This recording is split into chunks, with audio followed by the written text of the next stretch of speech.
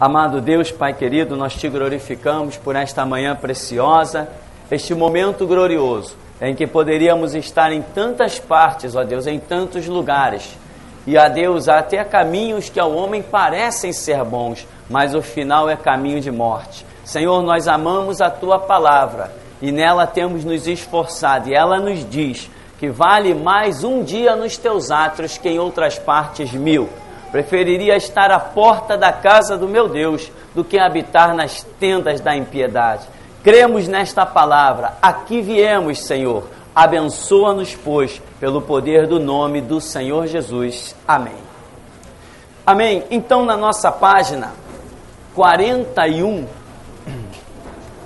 nós temos aí algo que eu intitulei, várias passagens bíblicas intituladas de esclarecimento. São vários textos que as pessoas se confundem e por não compreender algumas passagens da Escritura, o que acontece? Nós deixamos de entender o próprio Deus, porque Deus se deixa representar pela sua palavra, embora não esteja limitado a esta palavra que nós conhecemos chamado Bíblia. Amém? Nós servimos o Deus da Bíblia, mas o Deus que servimos é superior à própria Bíblia. Amém? Já temos aprendido esta lição gloriosa. Então,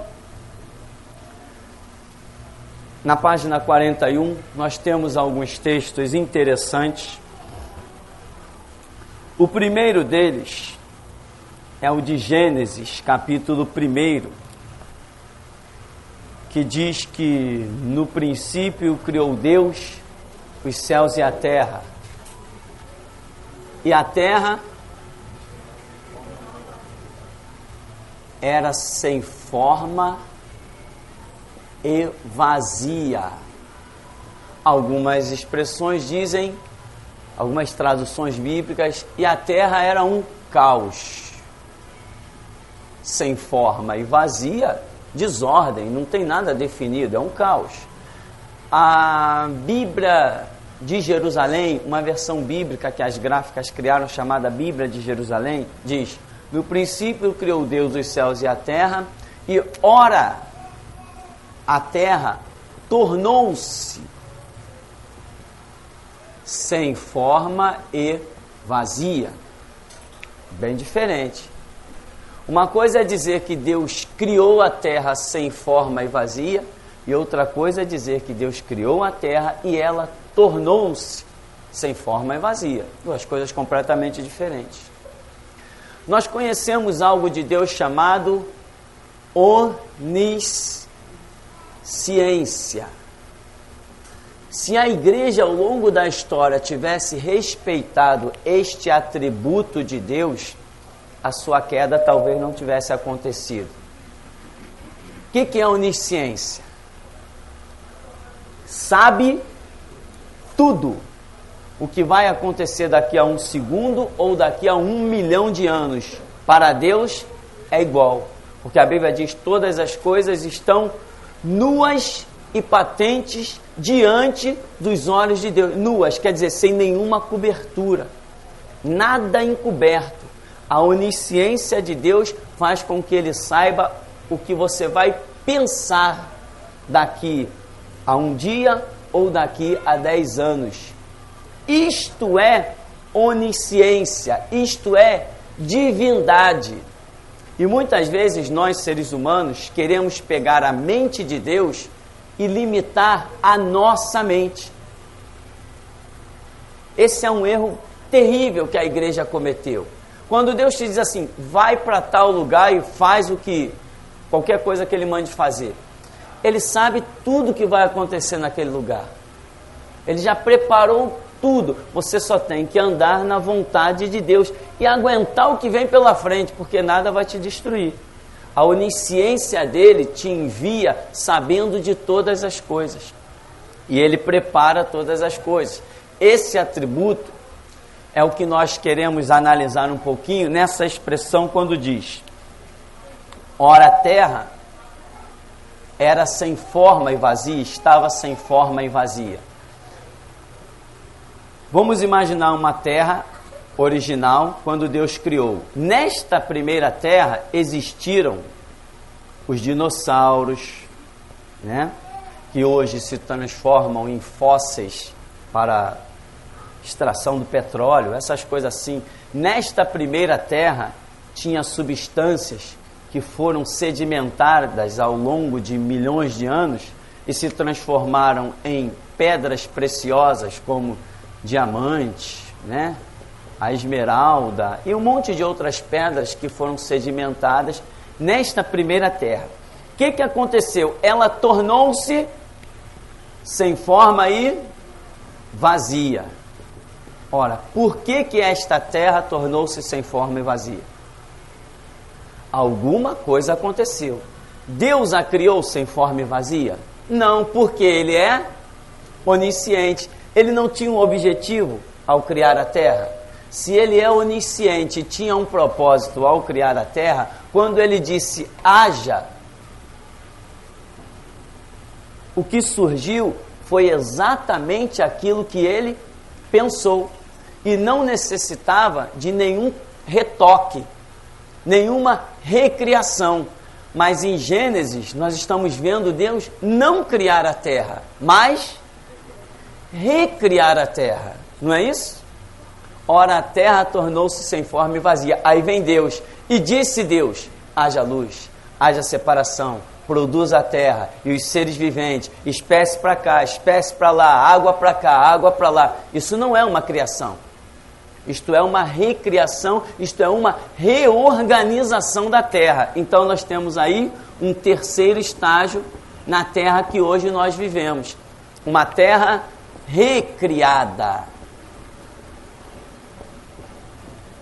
Nós vivemos numa terra que foi recriada e não numa terra que foi criada, simplesmente.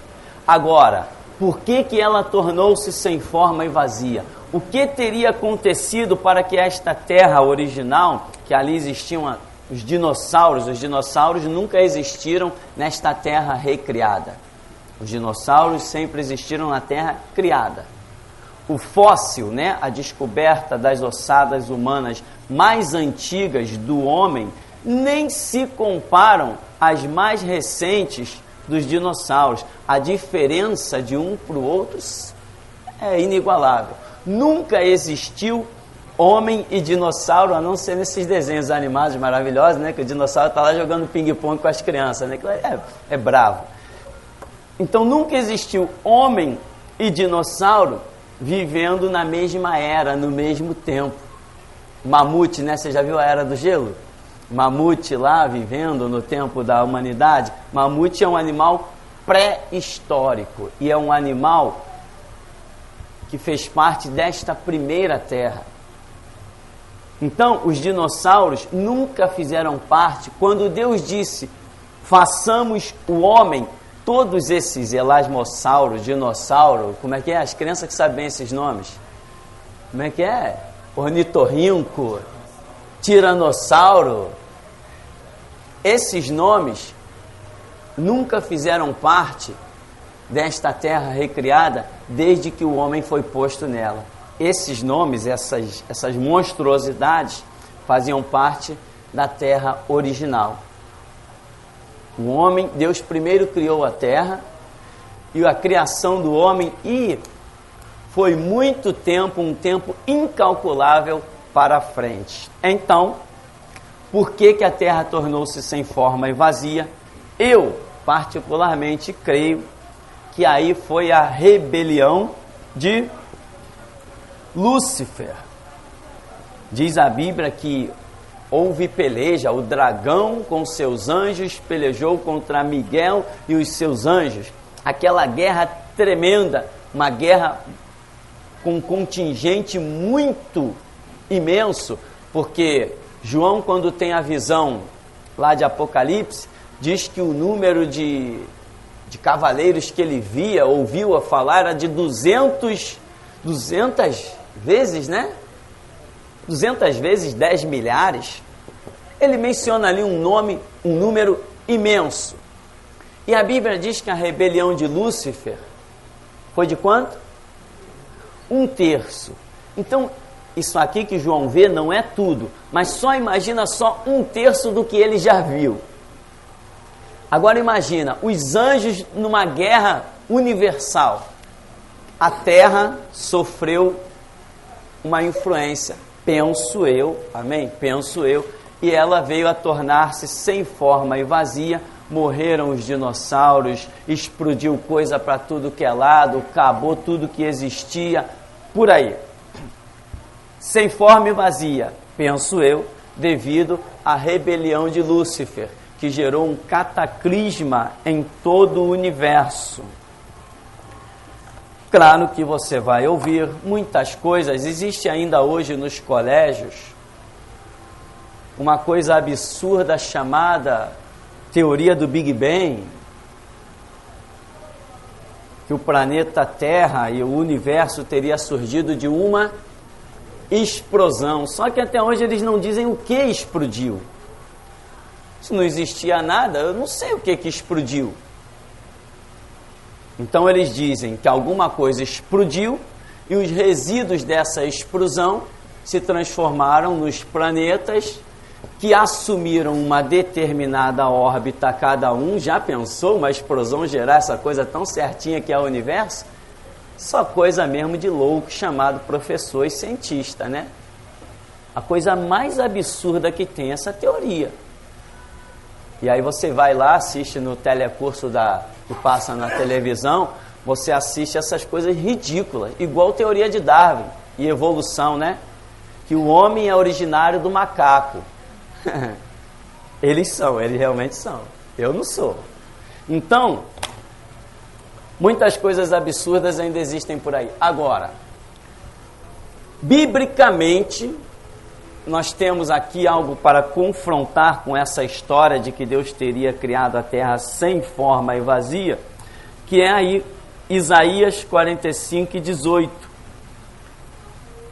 em que Deus diz que criou a terra e não a criou para que fosse sem forma e vazia. Então, Deus criou, mas não para ser sem forma e vazia. Ora, pela sua onisciência, nós chegamos à conclusão que alguma coisa aconteceu e ela se tornou sem forma e vazia, como disse em algumas versões bíblicas. Porém, se Deus, pela sua onisciência, tinha um propósito, o propósito com que ele criou foi cumprido instantaneamente. Então vemos, baseados em Isaías 45:18, vemos que a terra que vivemos foi recriada, mas a terra original, quando Deus disse haja, foi exatamente daquela maneira que ele havia pensado pela sua onisciência. Então, esse é um detalhe sobre essa questão da criação. Aí tem aí várias colocações que você pode ler, entender, pensar. Alguma pergunta por aí? Ô, pastor, pode dizer. Algumas pessoas falam que a destruição dos dinossauros aconteceu por causa de um meteorito gigante que chocou-se com a Terra. Mas não teria sido a queda de Lúcifer? Muito boa pergunta. Veja bem, você quando vai fazer uma obra, você não analisa as coisas para não dar nada errado?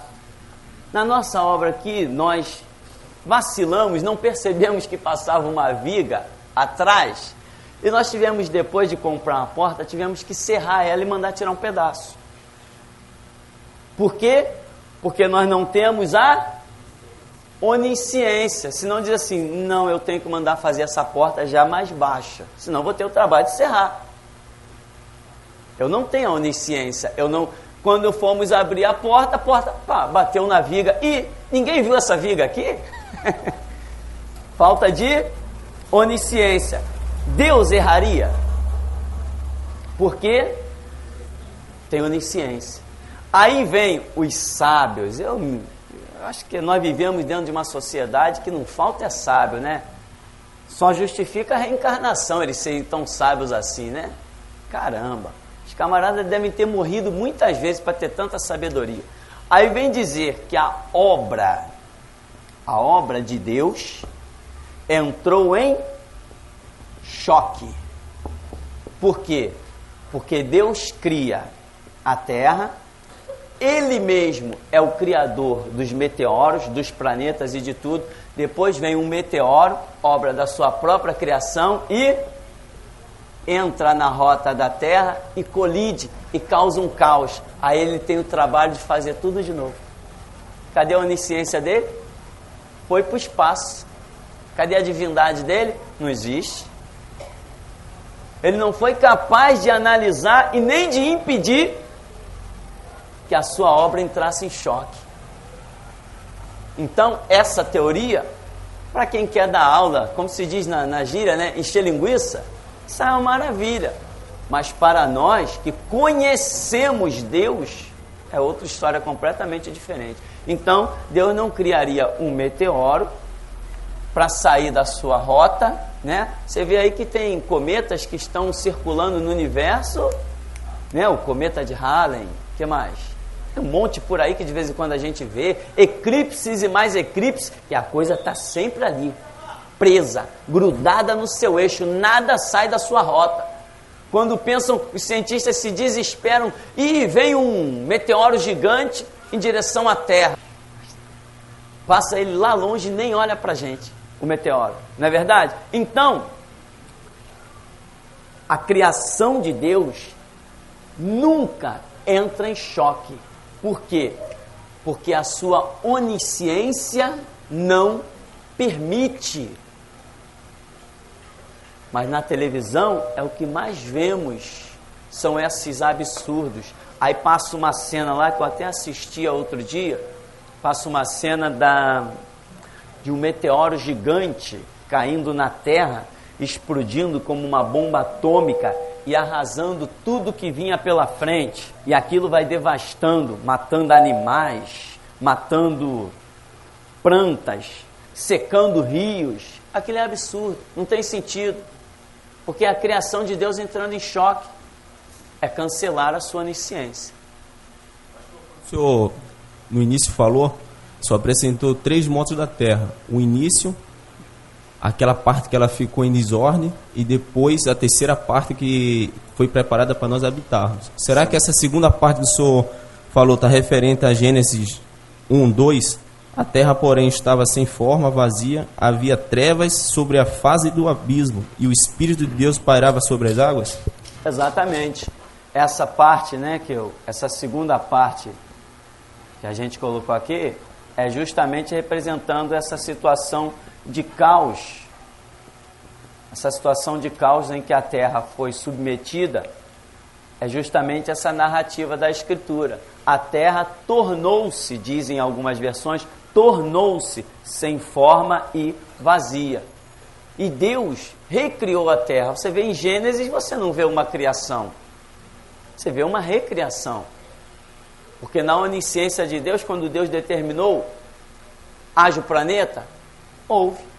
Agora, a Bíblia diz assim, que Deus fez fez o mundo em 6 dias e no 7º descansou. É mesmo? Será que é bem isso aí? Entende? Porque o que nós vemos ali não é Deus fazendo o mundo, é apenas Ele cuidando da terra. Tudo já estava pronto, né? Quando Ele vem ali, haja os luminares, haja o sol. O que é mais velho, o sol ou a terra? O sol ou a terra é mais velho? A terra é mais velha que o sol, né? Nisso, pelo menos, os cientistas concordam com a gente. E a Bíblia diz que Deus primeiro criou a terra. E lá no quarto dia, criou o sol. Então, essa diferença, hoje a ciência detecta. Então, para nós concluirmos esse detalhe aqui, se não houver nenhuma mais pergunta, Fica então entendido que quando diz que a terra era sem forma e vazia, não foi Deus quem a criou desta maneira, mas alguma coisa aconteceu e ela tornou-se sem forma e vazia, como dizem inclusive algumas versões bíblicas, diz que tornou-se, mas não explica por que tornou-se sem forma e vazia. Agora, né, nesse futuro breve, quando a terra vai se tornar um caos de novo e Jesus vai ter que, né, fazer tipo um processo semelhança a esse de restauração. Então a gente pode fazer uma comparação entre esses dois episódios? Perfeita. A comparação é simplesmente perfeita. Você vê que sempre que a terra sofre alguma coisa, depois vem uma recriação. E nós sabemos que a terra vai sofrer violentamente, breve, né? O exército do anticristo já está aí se preparando de uma maneira tremenda. A besta, que é a União Soviética, já está fazendo aliança com tudo que é a nação, vai se levantar com a sua ferida mortal, que foi o como é que chama? Comunismo, né? Mas ela vai retornar com aquilo ali e ela vai vir dominando e vai dominar o mundo. Ninguém vai escapar. De Hitler escaparam, mas da União Soviética que vem agora aí, ninguém vai escapar. Pode fugir para onde quiser, só existe uma porta chamada arrebatamento. Só quem entrar por essa porta escapa. Quem não entrar por ela vai ter que encarar a União Soviética, que vem com tudo. Então, o que nós vamos ver agora? Vamos nos deparar com as profecias de Zacarias, principalmente 14, em que Deus diz para Israel: eu farei com que todos marchem. Marchar é a linguagem de guerra. Marchem contra ti e saibam que eu te amo. Então, veja bem, o mundo vai se tornar um caos. Marcharão contra Israel, assolarão aquilo lá. Eu estava vendo ontem uma reportagem, entrei numa casa comercial, estava passando 195 mortos. Quem viu? Aumentou para 225 mortos. Alguma coisa lá na faixa de Gaza, é isso? 300 feridos. Um absurdo, veja bem. E não é guerra ainda. Não é guerra ainda. Acabou lá com um monte de coisa, virou pó. Por causa de umas bombinhas que estouraram lá. Imagina uma guerra. Então a terra vai sofrer violentamente. A terra vai se tornar um caos novamente. E virá Jesus descendo sobre o Monte das Oliveiras para implantar o seu reinado milenar e reinará de Jerusalém para todos os povos. Então, vai haver novamente uma restauração da terra. Nessa terra do milênio, que é a última terra, a última restauração da terra, nesta terra do milênio, as pessoas voltarão a viver 600 anos, 700 anos. Enfermidade vai ser coisa, creio eu, muito rara, né? Ninguém vai poder matar um animal, porque a terra vai produzir coisas tremendas. Você vai ter que carregar uma laranja nos ombros, penso eu. Uma melancia você não vai poder carregar sozinho. Coisas dessa natureza. A terra será restaurada, a semelhança do que era com Adão. Então, isto é o que está proposto, o caos da terra e a sua restauração. Tem crente bobo ainda aí pregando paz e amor, mas você não sente o poder de Deus, porque o Espírito Santo não está trazendo mais mensagem de paz e amor, agora ele está trazendo uma mensagem no sentido da guerra. Ele quer preparar um povo para provocar a União Soviética, ele quer gerar os mártires que a União Soviética fará e ele quer consumar a história da era da igreja. É isso que está proposto agora. Não tem mais paz e amor. Evangelização é coisa de pateta. Acabou. Me ligou ontem um camarada. Eu estou aqui com o CDC, eu não disse nome, não quis se identificar, em princípio. Eu estou aqui com o CDC e eu estive ouvindo, concordo com algumas coisas, outras eu não concordo. Aí ele diz assim, porque a crítica ela é boa quando ela é construtiva. Mas uma crítica destrutiva não é bom, isso é muito negativo. Porque eu sou um evangelista. Eu falei assim, amigo, olha só, você é um evangelista, eu sou o restaurador da Igreja de Jesus Cristo. Você ouviu o conteúdo do CD? Ah, eu ouvi. Você acha que esse homem aí precisa dos teus conselhos? Você acha que um homem que prega desse jeito, que fala isso aí, está pensando em sentar na mesa para conversar com alguém? Você acha que eu quero aliança? Você acha que eu quero reunião? Eu quero papo? Eu falei para ele, meu negócio é denunciar Silas Malafaia, que vendeu o rebanho de Jesus Cristo, leiloou a igreja para os políticos. Meu negócio é denunciar Marcos Feliciano. É para isso que eu fui chamado, é isso que eu vou fazer. Eu não quero o seu conselho, dê para os seus netos, para os seus filhos, dá licença que eu tenho muito o que fazer. Desliguei o telefone na cara. O homem tem coragem de ouvir um CD daquele e vir dar conselho. Se eu estiver errado, irmão, eu vou para o inferno, mas não vou mudar a minha filosofia. Eu não vou mudar. Entende? Eu não tenho mais idade para mudar. Eu vou andar no que Deus me mandou andar. Se eles acharem que eu não fui chamado para andar nisso, põe-se no caminho, né? E nós veremos se o Senhor ainda é Deus. Então, terra, caos, não. Isso foi uma consequência de uma situação que, penso eu, a queda de Lúcifer gerou tudo isso. Mas meteoro, obra de Deus entrar em choque, não. Isso aí é coisa para os livros inúteis, né? Os livros são muito bons quando estão corretos. Você não deve, né? A própria Bíblia diz, ouve tudo e retém o que é bom. E para você reter as coisas espirituais, só usando um filtro chamado Espírito Santo, que se movimenta sobre a oração e sobre o exame da Escritura. Se você não cumprir esse degrau do exame da Escritura e da oração, você vai ler coisas nos livros e vai dizer assim, está escrito aqui. Eu vou dizer assim, está escrito aqui, rasga e joga no lixo. Né? Igual a Constituição. Está escrito, tá bem, taca fogo, é de papel. Alguma pergunta? Não? Vamos seguir então? Aí nós vamos entrar num temazinho, vestes, costume judeu. Você já viu lá em Deuteronômio, capítulo 22, né? No verso 5, que diz, homem não usará roupa peculiar à mulher, nem mulher usará roupa peculiar a homem. Lógico, né? Se você for na Escócia, lá estão os homens de saia. Ah, aqui no Brasil também, no Rio Grande do Sul, tem comunidades lá, alemães e de outros lugares que usam saia. Qual o problema daquilo? Nenhum. Por quê? Faz parte de uma cultura. Já é um costume, aquilo ali aquilo não é uma veste peculiar à mulher, é peculiar ao homem. A da mulher é diferente. Hoje na nossa sociedade, depois da Revolução Industrial de 1917, lá na Inglaterra, em que máquinas fantásticas foram inventadas, hoje vestes,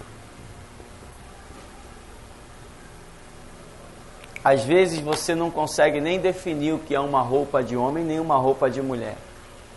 A nossa cultura hoje tem coisas que são bem claras e tem coisas que não. Uma camisa dessas comuns de manga, né? Todo mundo usa.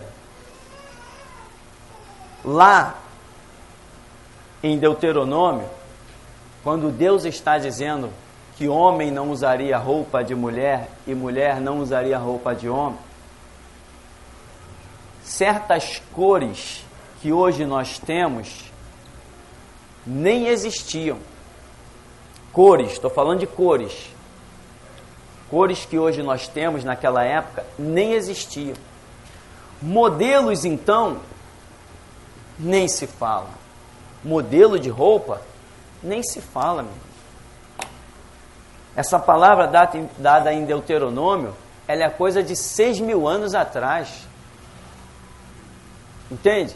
Coisa de 2.000, 3.000, é coisa que vem por uma história, É coisa de milhares de anos atrás. Só de Novo Testamento para cá nós temos 2000 anos. Então, isso aqui não está se referindo a modelos, mas às cores. Existia, não sei se os judeus ainda têm esse costume, os homens usavam roupas claras e as mulheres usavam roupas escuras. Como as tonalidades de cores não era o que hoje nós temos, as considerações deles também a respeito do que seriam roupas claras e roupas escuras também era diferente. Porque hoje nós temos uma variedade de cor nas vestes tão fantástica que às vezes um olha e diz assim, essa roupa aqui é clara, o outro já diz assim, não, eu acho que essa roupa aqui é escura. Eu já vivi isso várias vezes. As pessoas dizem assim, essa cor aqui é clara. Não, para mim ela é escura. A variação é muito grande. Naquela época era mais definido, porque não existia tanta variação. Mas as considerações eram deles, que faziam parte de uma cultura, que estavam acostumados a conviver com aquelas cores padronizadas. Hoje, principalmente, Assembleias de Deus e outros movimentos, muitos movimentos, criaram uma verdadeira doutrina em cima disso aqui. Aí o pastor fica na igreja dizendo que tem irmã que está usando sapato de homem, tem irmã que está usando calça de homem. Ah, sim, calça comprida. Ih, calça comprida é do diabo. Pintar a unha? Não, pintar a unha de vermelho, que isso? Vermelho é da pombagira. Pombagira já ganhou até cores, já é até dona de cores. Pelo que eu entendo, o diabo não tem nada. A partir do momento que eu entrei na área, ele tem que sair. Mas, por aí os conceitos vão variando. Então, esta palavra não pode ser arrancada de Deuteronômio, quando o mundo era completamente diferente, ela ser tirada lá de milhares de anos atrás e ser jogada hoje aqui, num centro desse, como nós vivemos. Eu ignoro tudo, toda a cultura, a maneira como as coisas foram sendo transformadas, e eu trago aquela palavra de milhares de anos lá atrás e quero implantar ela aqui dentro. Como se nada tivesse acontecido, guerras mundiais não tivessem acontecido, máquinas de tear não tivessem acontecido. Hoje essa palavra ainda tem seu valor? Sim, claro que tem. Por quê? Hoje nós ainda temos coisas que podemos definir como uma roupa de homem e roupa de mulher. Agora, quando você muda de um estado para o outro, de um país para o outro, os conceitos mudam. Teve um pastor aqui do Brasil que foi para um estado desse aí e chegou lá, vestiu saia. Acho que foi justamente para a Escócia que ele foi. Vestiu saia e fotografou tal. Qual o problema? Todo mundo na igreja que olhou a foto dele de saia, ninguém se escandalizou. Por quê? Porque ele estava em um território em que aquilo era normal. Quando se algum de nós for para uma tribo indígena, e vamos ver lá, acho que você está cansado de assistir reportagens sobre índios na televisão, lá está todo mundo nu, as repórteres tudo vestida, entrevistando o índio nuzinho, meninas de 12, 13, 14, 15, 16, 17 anos, na beira do rio lá, pescando, tomando banho, fazendo comida, tudo nu. Faz parte de uma cultura aonde ninguém olha aquilo como pecado. Entende isso? Então, o que é o pecado? É justamente quando você rompe padrões que possam gerar ideias erradas, possam gerar emoções erradas, enfim. Então, se você está dentro de uma cultura, as vestes ali, por mais estranhas que te sejam, não se traduzem como pecado. Teve um pastor aqui do Rio de Janeiro, de uma Assembleia de Deus, que ele foi pregar no meio dos índios. Quando ele chegou lá, as índias dentro da congregação, tudo à vontade, só de tanga. Ele falou assim, mas de jeito nenhum eu não vou pregar dessa maneira. Aí pegou camisa e distribuiu para todo mundo. Aí todo mundo, quando ele chegou lá na congregação, todo mundo de camisa, mas 2 buracos nos seios. Onde estava o pecado? Na roupa ou na cabeça do ser humano? Então nós precisamos tomar cuidado com algumas coisas. Às vezes o erro, ele está se processando aqui dentro, ó, dentro da minha mente. Se eu supero, as coisas caminham. Se eu não supero, eu fico sempre com aquela pulga atrás da orelha de que isso está errado, de que aquilo está errado. Imagina Deus mandar alguém como missionário para essas terras tão distantes, em que o camarada lá tem que vestir coisas que ele não aceita de jeito nenhum. Ele não pode ser enviado. Então é necessário entender esta questão cultural, né? Certa vez eu cheguei numa igreja, tinha pouco tempo que eu cheguei lá, e um rapaz estava conversando, havia um debate dos jovens sobre uma cidade onde as mulheres, uma ilha aí no Pacífico, um lugar bem distante, onde as mulheres, elas andavam nuas.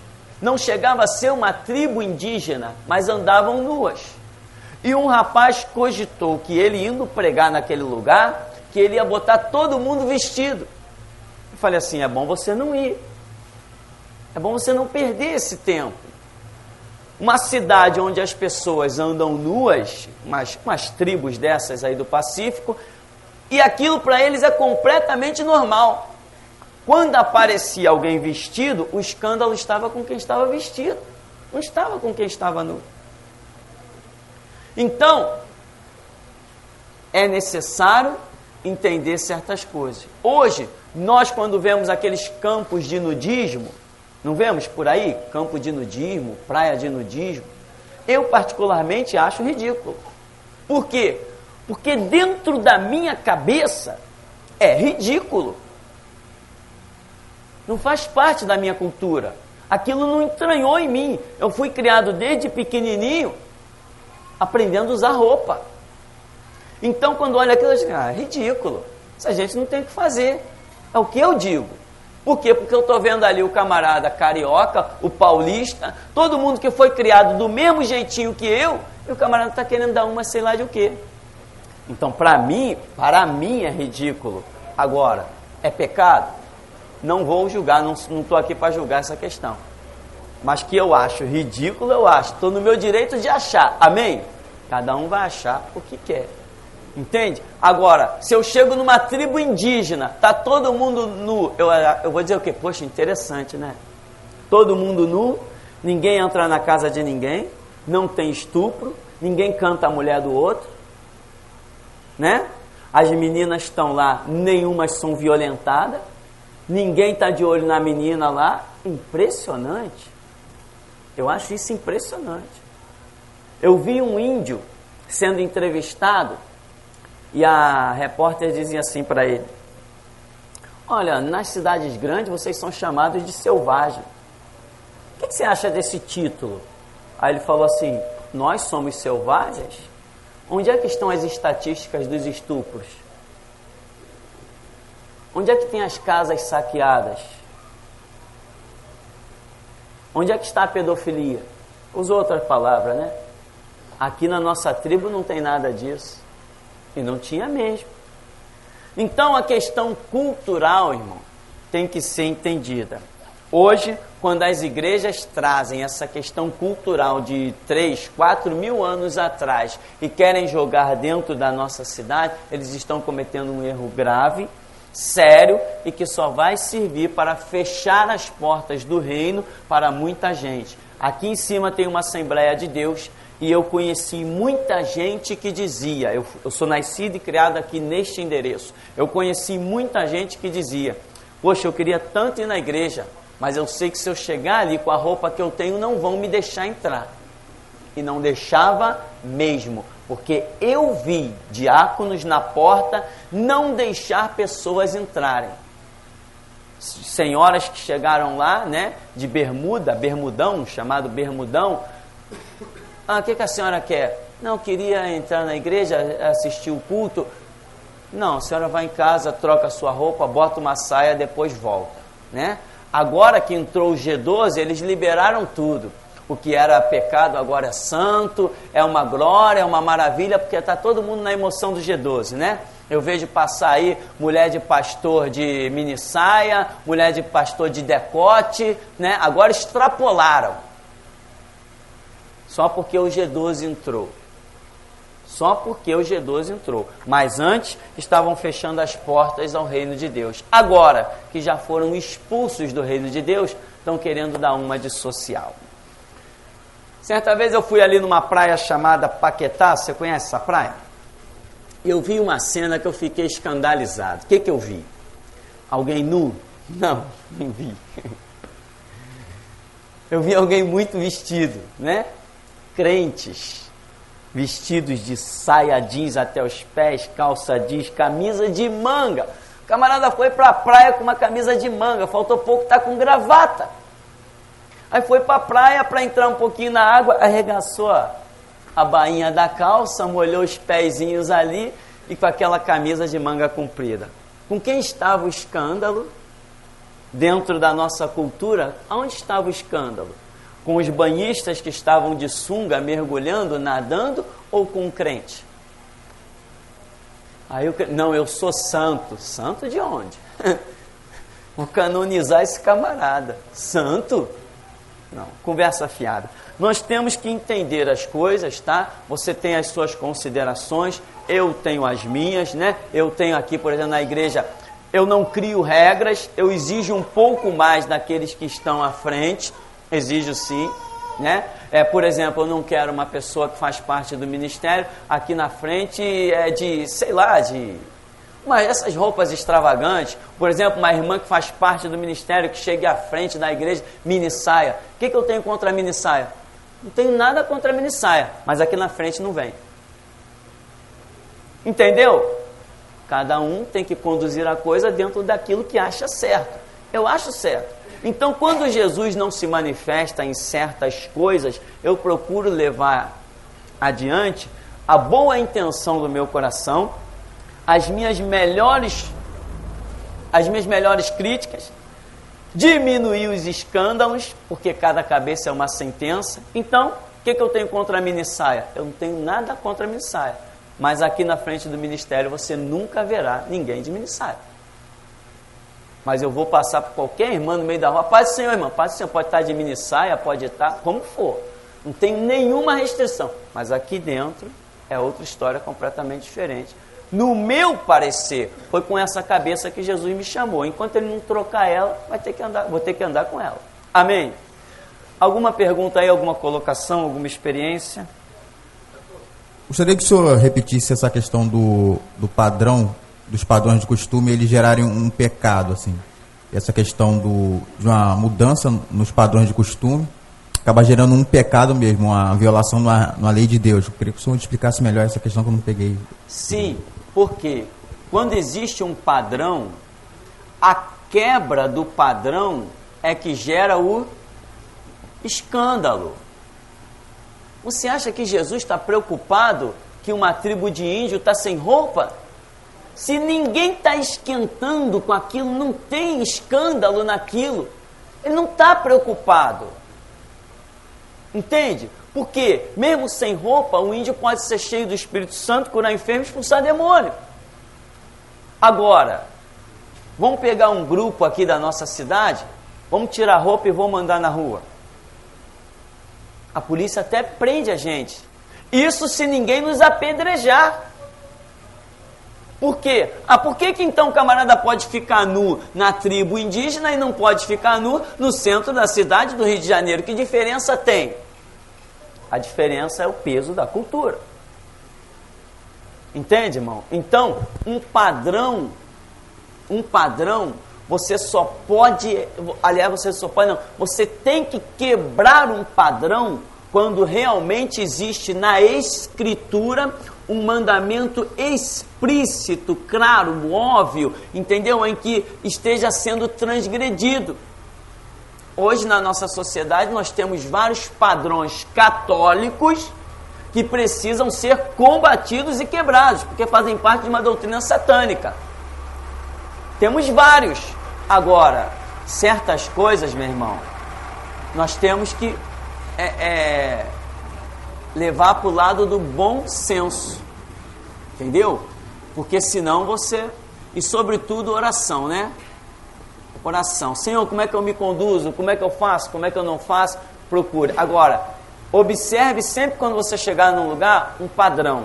Se o padrão é contrário à Escritura e você tem toda a base e a graça do Espírito Santo, a voz de Deus, tudo bem, vai combatê-lo. Mas se existe um padrão em que o Espírito Santo não está preocupado em combater, não tente combatê-lo você.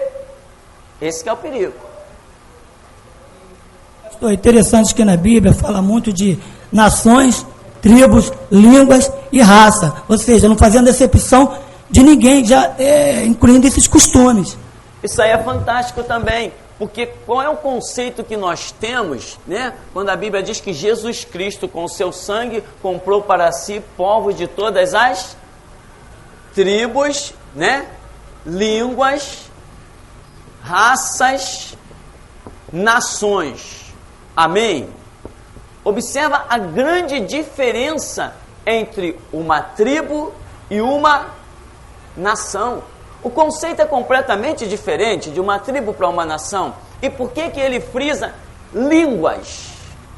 Ora, numa tribo tem língua. Existem várias tribos que falam vários idiomas, cada uma fala o seu idioma. Raças, isso aqui é generalizado. Nações, ele poderia simplesmente ter dito nações, talvez, mas veja bem, por que ele diz línguas? Porque existem, meu irmão, povos por aí perdidos no meio dessa Amazônia aí, uma coisa impressionante.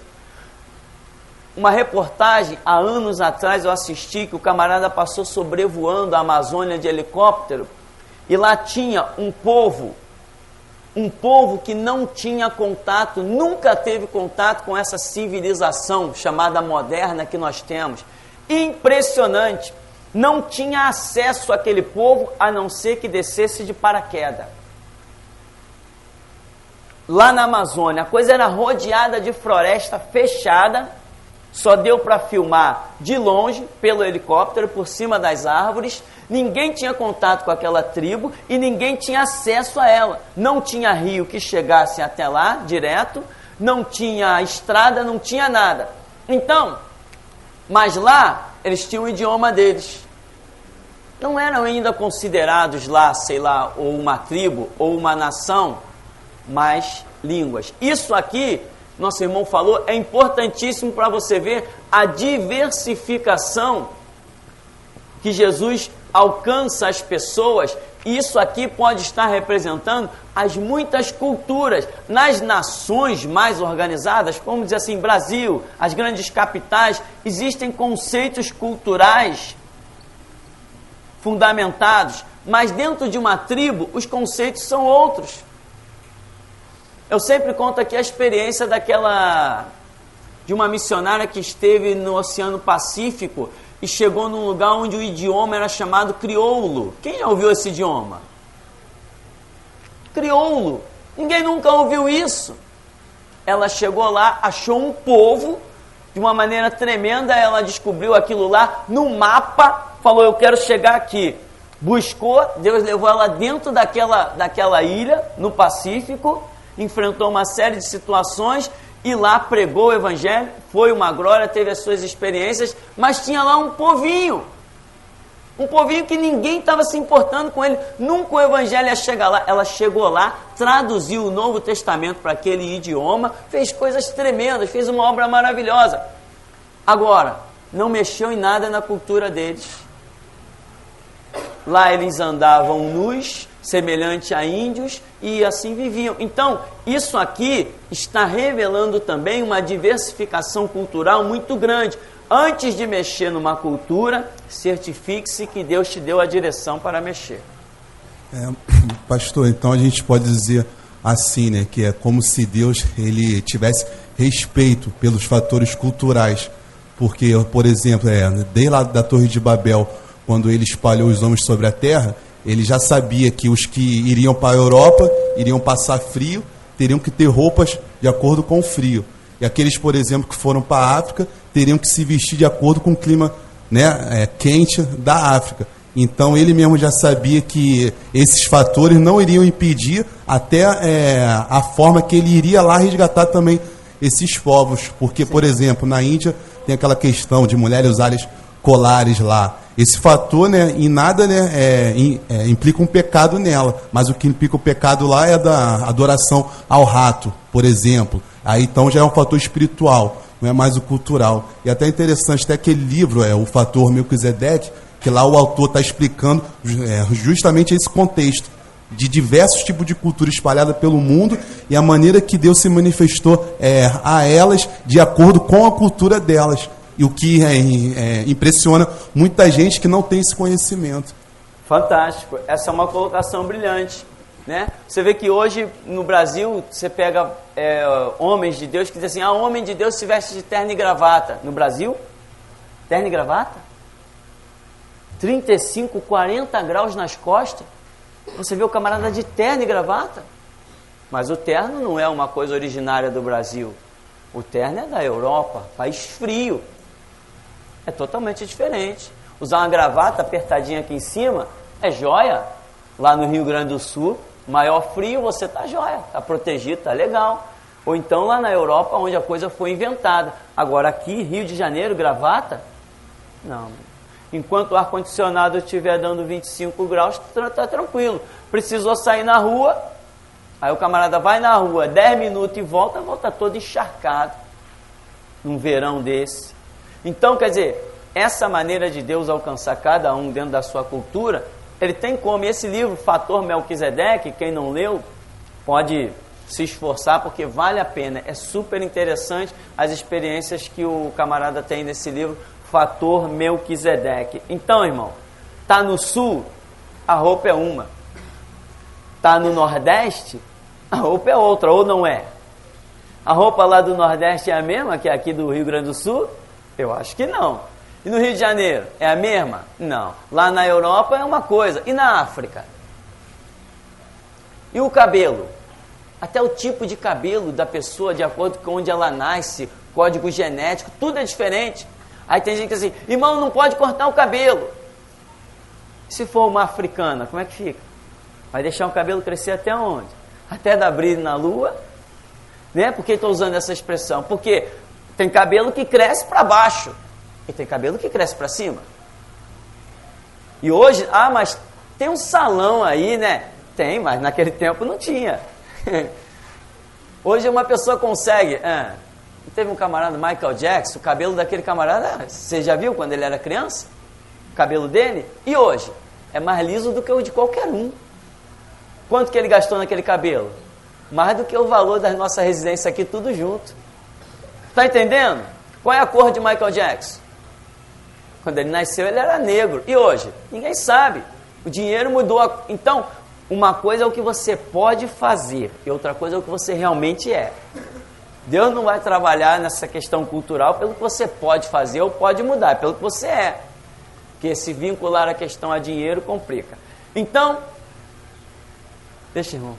Pastor, eu sou Sebreano da Tijuquinha e você falou assim que as vestes não é muito importante. Eu quero dizer assim, se tem meia dúzia de meninas, moças, e tiver uma crente no meio, ela está fazendo a diferença. E ela passa na rua e vai ter respeito, por de longe saber que é mulher de Deus, porque está fazendo a diferença, não só interiormente, como por fora também, né? Aquela ali é mulher de Deus, aquele homem é homem de Deus, porque está vendo pelas vestes, pela a forma de ele andar, né? Tanto por dentro, Deus não importa se a roupa é saia, se é calça, Deus olha o homem por dentro, exatamente, eu concordo com o senhor. Mas a gente tem que fazer a diferença para o mundo que nós estamos diferentes. Por dentro e por fora. Bem, o que eu penso é o seguinte, irmão. Eu tiro a minha camisa aqui agora e desafio Satanás e o inferno.